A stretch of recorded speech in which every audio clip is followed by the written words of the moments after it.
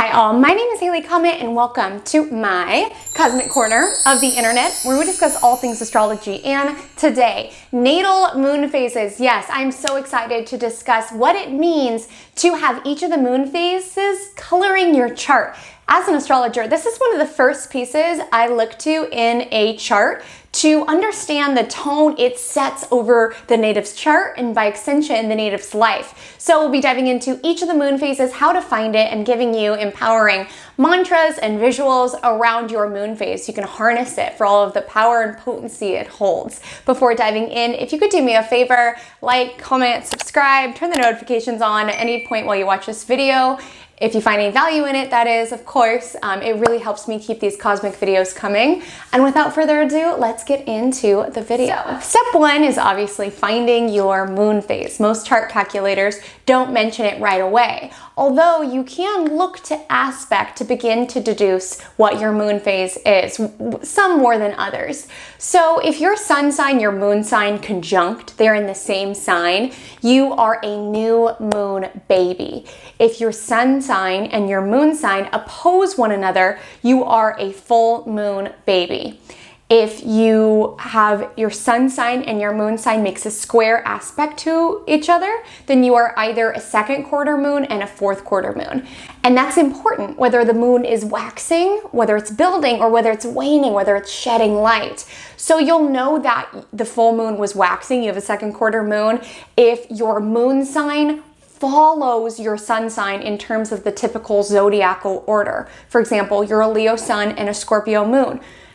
Leo comes before Scorpio, so it's the new moon while they're both in Leo, and then when it hits Scorpio, they make a square, but it's waxing because Scorpio comes after Leo in the zodiacal order. But let's say you are a Cancer moon, or rather Cancer sun, and an Aries moon.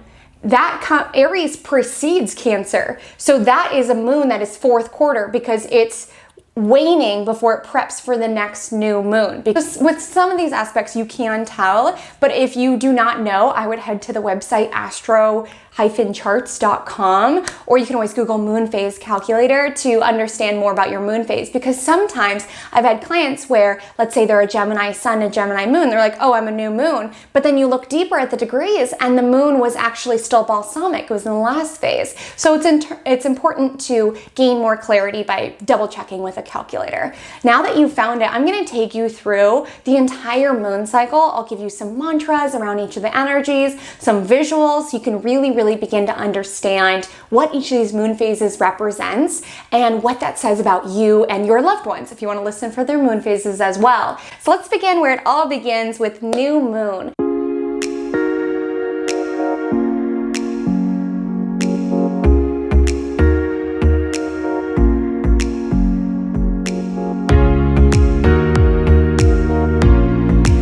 Think about what we use new moons for now. We use it as intention setting. We plant the seeds of what we want to create. And when we look up, we don't see the moon, but we know it's there. It's vacant from the sky. It's a completely blank slate.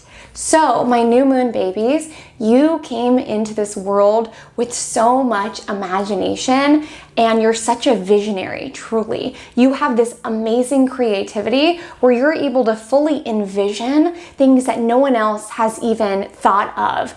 You are naturally so drawn to beginnings because you just see potential and creativity in everything else. You're the kind of person where everyone will walk by like an abandoned bookshelf in an alley, but you see it and you see your vision and you're like, I can turn this into an amazing work of art. Now, you might not always finish the art because new moon babies are very beginning oriented. They're just naturally drawn to newness and drawn to beginnings. And typically halfway and like finishing things, sludging through things, it's when things get a little boring. And you operate through life with a high degree of energy and enthusiasm, excitement truly of what could be and what you can create with it. I love being around new moon babies because they just bring so much kind of inspiration And it's almost like this childlike excitement about life and about what could be the next step of things. So my advice for a new moon baby is lead by what excites you. If something like stirs at your heartstrings and you just want to dive right in, that is a wholehearted yes from the universe and a yes from your birth chart. You need to lead by where your passion leads you. And my next piece of advice is let go of anything that is not that, and don't feel guilty about it. New moon babies are meant to birth new things into this world. They're meant to get excited about things. And if you really want these projects out there, partner with people who are good at keeping you on task and keeping you accountable, the finishers. You're a beginner. You start things. You're not necessarily always adept at ending them. So partnering with people who can fulfill those things and help you bring it out into completion. And my third piece of advice for the new moon baby is just create different mediums. You don't have to be good. You almost have this lifetime where you just get to play and create. And if there's an idea that you don't feel strongly about, you could just be the idea person for like a friend. Be like, wouldn't it be cool if this was a thing? Not everyone sees the world like you. Everyone has eyes, but not everyone has a vision. And you have vision, so go forth, put ideas out there, stimulate other people's ideas, and just birth things into the world. So the mantras that I gave to my new moon babies are, I create, I envision, I imagine, because you really carry this amazing, fruitful excitement for life. And the visual I always get when I think of a new moon baby is a complete blank canvas, and I think of someone in front of it with all of these paints, and they're just like so excited about what it can create. So allow yourself to get excited about the potential and try not to worry too much about outcome, because even just you being excited in your creativity, that is a gift for the world.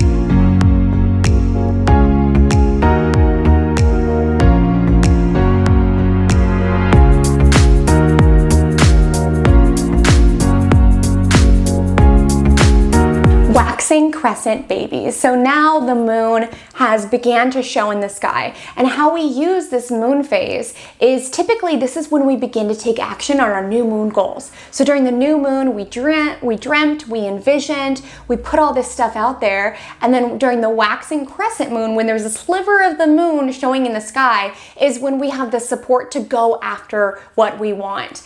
So waxing crescent moon babies, they still carry the excitement and the enthusiasm that I just detailed in the new moon portion, but you have a sliver of the moon visible, so you're able to kind of solidify those visions a little bit more. So you can really see something from point A to point Z, and you really get excited about things. You have a lot of creativity like the new moon babies, but you have staying power. You have part of the moon to kind of anchor your ideas, whereas new moon babies can be very beginning oriented and just kind of throw out ideas and not always see them through to completion.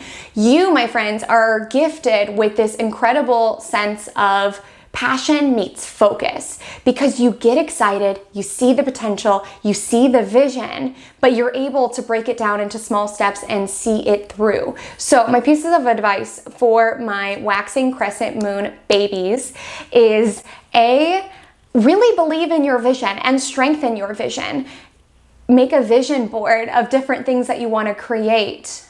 Break down your goals into small steps so it's more kind of conceivable to see it through. Remember to stay connected to that excitement, to that enthusiasm, because that will be the power that generates your vision, that generates your dream and brings it to completion. Whenever I think of waxing crescent moon babies, the vision I get is an archer who has this arrow pointed at one target and has it pulled back, and there's so much power and momentum in that bow, just ready to be released. And that's kind of the waxing crescent moon. They're very determined individuals. Like, it's kind of like someone who hasn't been, had their dream like kind of crushed down by like the reality of the world. It's like someone like, well, I'm going to make it happen. Like, I believe in it and I'm excited about it and I'm going to make it happen. I've got my eye on the prize. So I really advise you all, like, stay connected to what it is you want to create, because you are it might be with, relationship partners. You see someone, you're like, I want that. Or with dreams, you your role model, you see what they're doing, you're like, I want to do that. There's a decisiveness with you, and I want you to empower your visions and realize you wouldn't have been given that vision if you didn't have the capacity to fulfill it yourself. So go after it, my waxing crescent moon babies. The mantras I gave to my waxing crescent moons are, I pursue, I align, and I energize. Just a note, I was originally taught that this moon phase is called a second quarter moon, but it's actually called a first quarter moon, so don't mind my dubs. I just made it that way for as little confusion as possible. My first quarter moon, or it's like a waxing half moon. So this is the part of the moon phase that we typically reach a little bit of crisis, or there's like an emergency or something occurs where we've kind of got to adjust. So as the moon builds, we reach first quarter moon, or the waxing half moon, if you want to call it that. This is the moon phase that typically obstacles or challenges from our new moon intentions and the actions that we took while the waxing crescent moon was building. This is typically when we have to adjust or evaluate or change course, or we deal with a crisis situation or something comes up. It's a very action-oriented moon. So if you have this moon phase, you're a little bit of the archetype of like the risk taker, of the gambler, of the entrepreneur, of someone that you would want around you in a crisis because they can think remarkably well on their feet.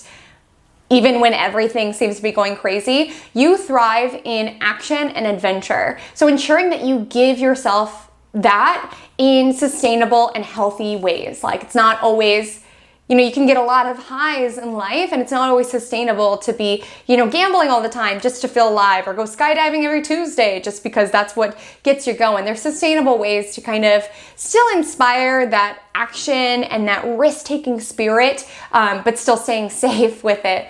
And giving yourself goals is my first piece of advice for this moon phase, is whether it's professional goals, like starting a business, something really hardy and really meaty that you will have to like learn and adjust and grow, because you do best when you're kind of like on the spot, a little bit under pressure, and you just need to learn something or fail. Like, that's where you thrive, and you can really take on really, really crazy goals and follow them through to fruition, because you can operate on little sleep when you're really fired up on something. You can be the one to help someone out if there's like a crisis moment. Like, you're the one who kind of thrives in those more high risk, high reward scenarios, such as being an entrepreneur, being a gambler, things like that. You're also someone who could do well like in the emergency professions, which would be like someone like an EMT or like a emergency room nurse or something like that, because you do well with adrenaline. You kind of are able to keep a cool head. It's kind of, I wouldn't necessarily say it enlivens you, but you're kind of someone who I personally would want around in an emergency, because you can handle things with gusto and with confidence as well. My next piece of advice for my first quarter babies is to continually flesh more out of yourself. You're capable of a lot, and if you just go the easy route in life, you won't be able to meet your fullest potential, because you are capable of so much. It's like you go into the fire and you come out a stronger person. Like, you will see a lot of intensities in life, a lot of really high highs and really low lows, and you're going to come out the other side so strong from it all. And my third piece of advice for my first quarter moon babies is be the anchor for those who are not able to keep their cool the way that you are. So, if you're out and about and someone needs like medical help, like being the one to like call for assistance, or also you might do well in like consulting other people when they're like in a crisis moment in their life, like they need like a divorce lawyer or something of the nature where it's like a huge transition and they need help. And my last piece of advice, I kind of touched on this earlier, but ensuring that your kind of risk-taking spirit doesn't get out of control, because there could be this desire just to do things, just to do it, just to like feel alive, but ensuring that the goals that you set and the things that you dedicate your attention to, that you make sure that it's, healthy and safe. And the vision that I get when I think about this moon phase is a skydiver. And you might be someone who's not necessarily into extreme sports like that, but I want you to think of yourself as someone who is here to be challenged and to adjust and to grow and to face intense scenarios and be a better, stronger person from it. Like everyone I've talked to about skydiving, they say that after you do it, you're a little bit different. I personally won't do it, but the friends who I have who have done it say like after you do that, you feel a lot more kind of free because you've conquered that fear. So I don't want you to fear first quarter, because that's something that can really make you stronger, as long as you do it in safe and sustainable ways. The mantra I gave to you all is I invigorate, I try out, and I challenge.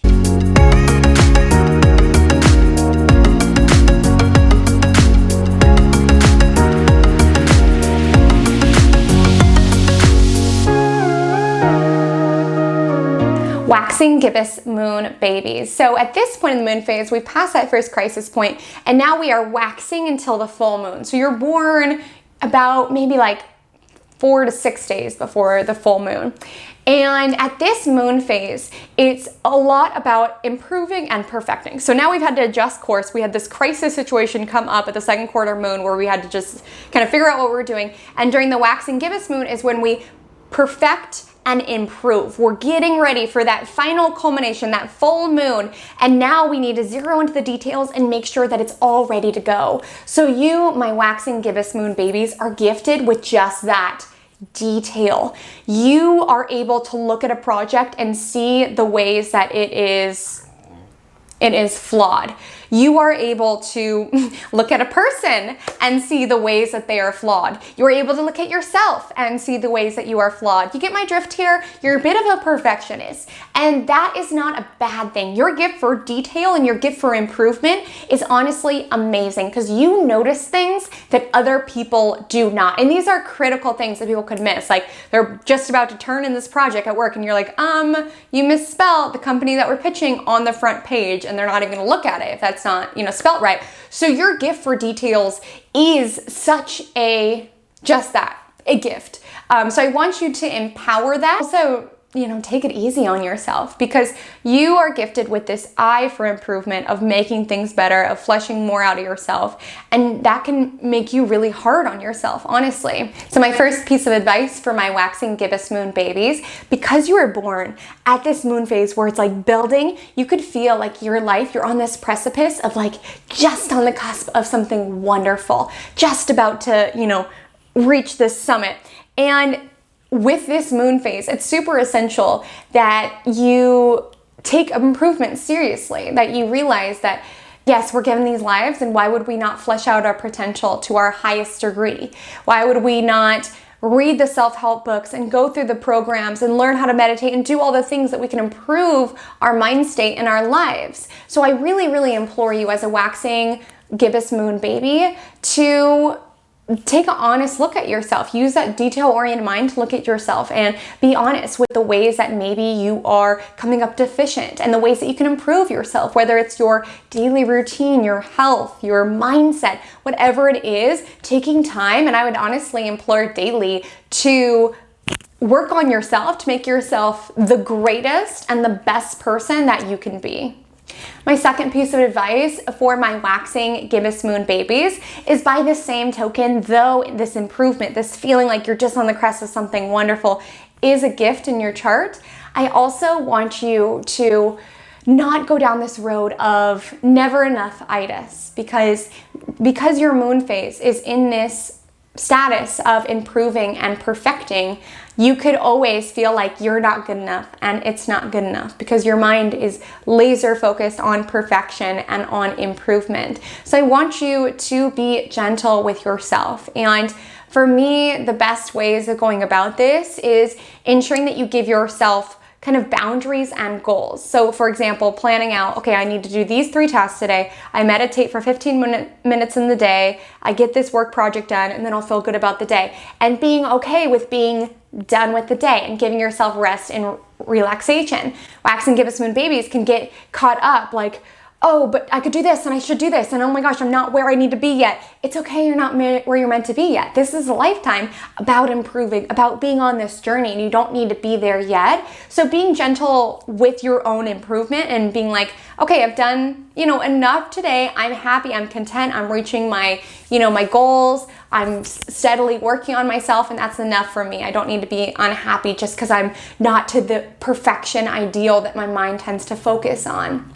And my third piece of advice is, though you have such an amazing kind of perfection-oriented brain, be really mindful. Not everyone will necessarily want to hear criticism. Your criticism is a gift, and I've seen a lot of waxing Gibbous Moon babies who operate really well in the role of an advisor or a consultant or a therapist, because they can look at someone's life and be like, you could do this, this, this, and this. It's just how your mind operates, is to make things better and to focus upon details. So I would say in your close interpersonal relationships, just being really mindful to make sure that the criticism is warranted, that they want that feedback. It is a gift, but not necessarily everyone wants to hear after they got demoted. You be like, well, it's probably because you were late to that meeting, and so being really mindful with that, and maybe asking for consent before. The image I get whenever I think of a waxing Gibbous Moon baby is someone gardening and like taking the time daily to water the plants and to be with the plants and to always be tuned into the details. Like, are there bugs on the leaves? Like, are these in the sun enough? Am I watering enough? Like, really keeping track of those little details to allow the plants to be all that they can be, to reach the potential that they can be. The mantras or the words that I selected for the waxing Gibbous Moon baby are: I perfect, I improve, and I focus.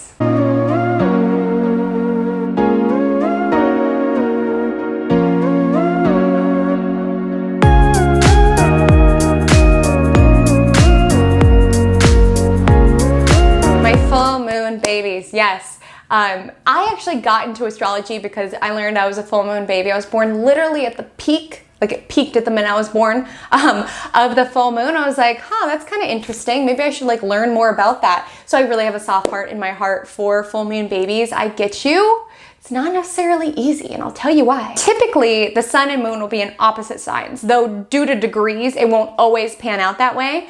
Sometimes they won't exactly be in opposites. Like, for example, if your sun is at 29 degrees Cancer and your moon is at 2 degrees Aquarius, that would technically be a full moon, although those are not opposite signs. But typically it occurs in opposite signs. So you have this internal battle because moon is kind of your needs and sun is your wants. And it's almost like just kind of going back and forth between these two opposite realms of life. So for you full moon babies, you can feel this endless kind of back and forth. You can feel indecisive. You can struggle with understanding who you are and what you need. You can struggle with things like people pleasing just because you feel so undecided that sometimes it's just easier for other people to figure out for you.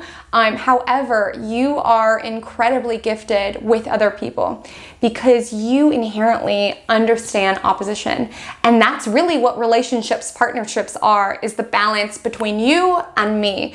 And so because you are grappling with that in your own kind of astrological makeup of your moon being in Taurus and your sun being in Scorpio and constantly going in between those, opposites, when it comes to people, you're gifted with collaborating, compromising, finding a middle ground, hearing people out. You're an active listener. You are attuned to the people around you and what they need. And typically, full moon babies will live very, very fulfilling, varied experience life. They tend to be very excited about life and all it can be.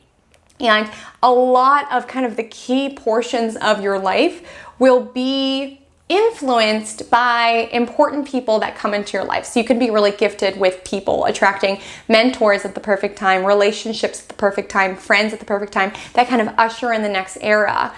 So my piece of advice for my full moon babies is, one, really support your partnerships and be open to partnerships. As I mentioned, full moon babies get a lot of their blessings in life through other people and through their ability to work with other people. So ensuring that you're building up your charisma, that you're being a lovely person to be around, that you're listening just as much as you're talking, that you are attuned to other people and what it is that they need.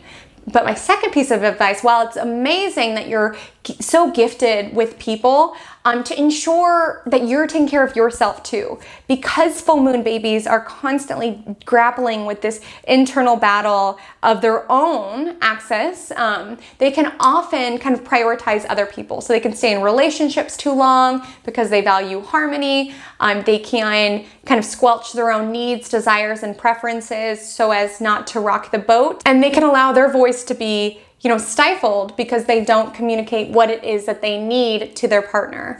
My third piece of advice is to just live. Like, you picked a full moon baby because you signed up for experiences and action and excitement, and you'll go through a lot of different decades and have a lot of different experiences, of varied experiences. So trying not to get too caught up in, oh, this is gonna be my linear path, and being open to adventure and excitement, because typically full moon babies, it's almost like they just have all of these different lifetimes where they experience all of these things. They're with all of these people. You came at the apex of the full moon cycle. So you really crave this life that is just like beyond ordinary. You want action and drama and comedy. You want all of the things.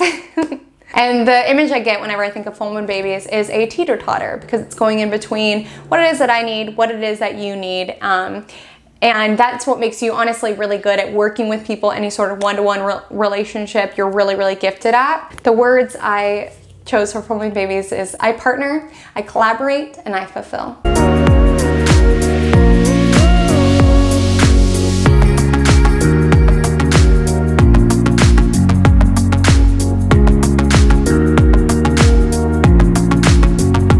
My waning gibbous babies. So in the moon cycle, we've reached the full moon, and now the moon is shedding again. So it's getting smaller. So you came maybe about, I'd say 4 to 6 days, maybe 3 to 6 days after the full moon. And this is the part of our zodiacal cycle that we begin to kind of wind down from the full moon, maybe begin to share stories from the full moon, or like teach one another something, or begin to give back in some way. And this kind of colors your birth chart with this profound desire to give and to share and to bear. So this is the archetype of the teacher, of the entertainer. This is someone who wants to share their life. And typically every waxing gibbous moon baby that I've met is so incredibly creative and charismatic. Like, they're the kind of people you just want to hear from them. They're the storyteller. They are the ones you want at the dinner party, because they're like, and I did this, and I did this, and then they tell this crazy story, and it ends with this amazing gem of wisdom within it, and you're like, holy cow, this person is so amazing. This person has lived such a crazy life. Part of your purpose here is to share and to bear. Like, you're almost like bearing fruit. So part of it could be being a teacher, like you want to share wisdom. Part of it could be sharing your story, being a storyteller, being a writer, sharing in that way. Or it could be, giving back in some sense, like getting involved with altruistic effort. There is this desire. It's like, if you think about the moon cycle, it's like it's reached the apex, it's reached the full moon, and then now it's like, okay, I've had my fun, and now I want to share it, now I want to give back. So it's almost like this energy of, having this really profound lust for life. My first piece of advice for my waning gibbous moon, also called disseminating moon babies, is 1, share your story, whether it's writing, blogging, photography, whatever it is. Find ways to embed your story, what you've gone through, and share it with others. You are a wise soul, and you never know how those words, that photograph, that song can be the medicine to someone else who feels alone when they read it or hear it or see it from you, and they're like, I'm not alone. Someone else gets it, and someone else has been there. My second piece of advice is, teach. Whether it's being in a classroom, like formally as a teacher, or even just taking a mentee under your wing to kind of share your point of view. And if you're younger, you might not totally resonate, because part of the disseminating moon phase is to kind of live this really, really rich life and then give back. Look for opportunities to take people under your wing, to share your story, to get more confident in what you've learned and what you have to share. My third piece of advice is, don't feel like you have to, settle down and get a home and kind of be with one person. For disseminating moon phase, you likely have this profound need for freedom. And a lot of people with the disseminating moon phase, I won't say they're necessarily players, but they're definitely the kind of people that they love variety, because there's this better part of you that wants to share. It's like every person that you date, you leave them with like a piece of gold that they can take and enact into their own life. There's this part of you that wants to be with different people and wants to travel and try new things so you can share more of yourself around the globe. So feeling like you don't have to confine yourself into one way of living and one life. If you are monogamous, that's amazing. You could just do it in other ways through your writing, etc. But if you're feeling this kind of pressure, like I've got to live like the rest of society does, that's not necessarily part of your makeup, and to be okay with that. The vision I always think of when I think of this is I think of a tree that's bearing fruit, because you know you've grown the fruit, but you are okay with letting it go so someone else will have a tasty snack that day. The words I chose for my waning gibbous moon babies, also called disseminating moon, is I create, I share, and I teach. Just a note, I was originally taught that this moon phase was called fourth quarter moon, and old habits die hard, so I mentioned that throughout the video. I went ahead and dubbed over for as little confusion as possible. It's normally called a third quarter moon. Third quarter moon is when the moon is waning and it's like halfway. So it's, you know, it's at another crisis point, but now it's on the other side. So the first crisis point was when the moon was building, and now this is the crisis point of its falling away. So with this moon phase, typically when we use it, we kind of use this time to let go of something that wasn't serving us, or, you know, ask someone for help or dive deeper for answers. It's kind of a time, rather than the first crisis point, which was like a crisis in order to build something, this is a crisis in order to let go or shed something.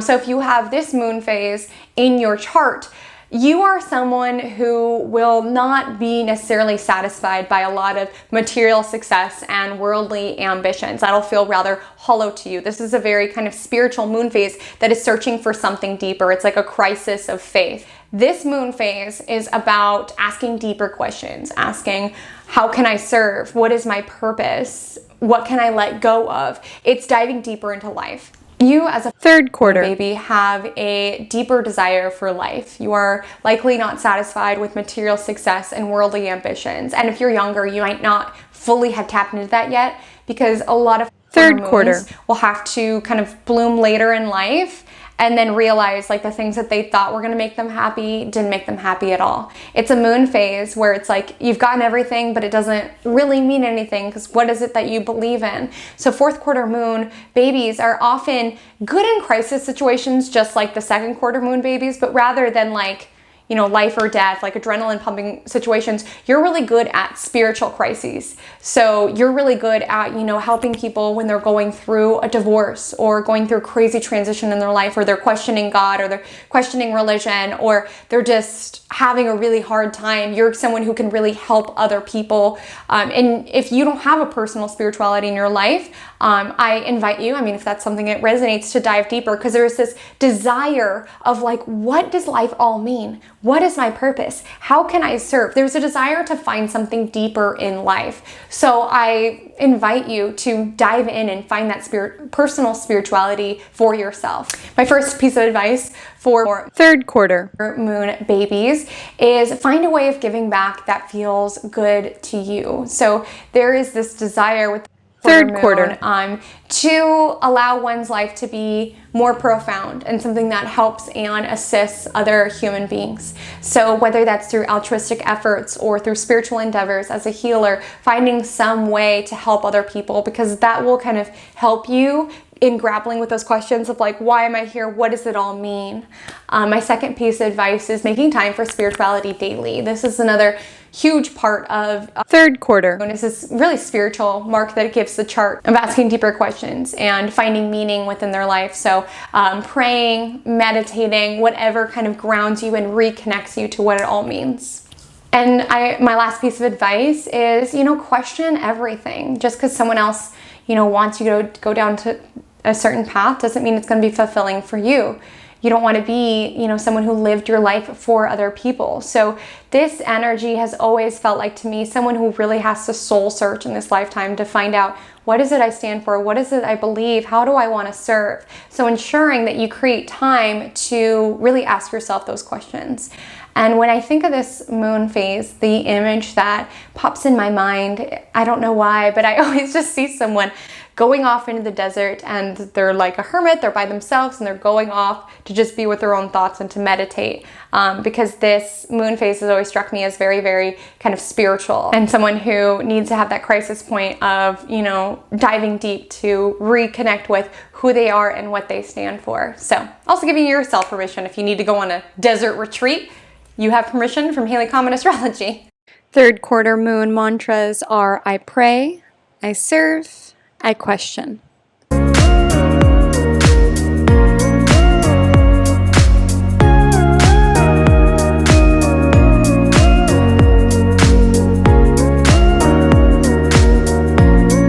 Finishing off last but most certainly not least, we've got the waning crescent moon babies, also called balsamic moon babies. So now we've got a waning crescent moon. So the moon is shedding its last light before it prepares for the whole cycle all over again. So you balsamic moons are getting really comfy with endings in this lifetime.